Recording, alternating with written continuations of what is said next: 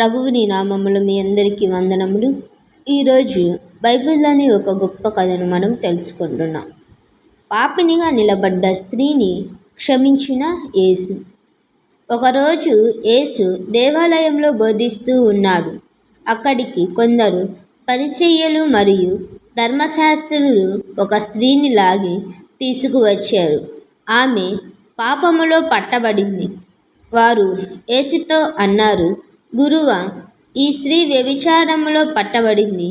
మోషే ధర్మశాస్త్ర ప్రకారం ఇలాంటి వారిని రాళ్లతో కొట్టి చంపాలని చెప్పింది. మరి నీవు ఏమంటావు? యేసు వారి వైపు చూశారు. ఏమీ మాట్లాడకుండా కింద వంగి నేలపై ఏదో వ్రాయడం ప్రారంభించాడు. వారు మళ్ళీ అడుగుతూనే ఉన్నారు. అప్పుడు యేసు లేచి అన్నాడు, మీలో పాపము లేని వాడు మొదట రాయి వేయాలి. అది విన్నవారు ఒక్కొక్కరుగా అక్కడి నుండి వెళ్ళిపోయారు. చివరికి అక్కడ యేసు, ఆ స్త్రీ మాత్రమే మిగిలారు. యేసు ఆమెతో మృదువుగా అన్నాడు, నిన్ను నిందించిన వారు ఎక్కడ? ఆమె జవాబిచ్చింది, ప్రభు, ఎవ్వరూ లేరు. యేసు చిరునవ్వుతో అన్నాడు, నేను నిన్ను నిందించను.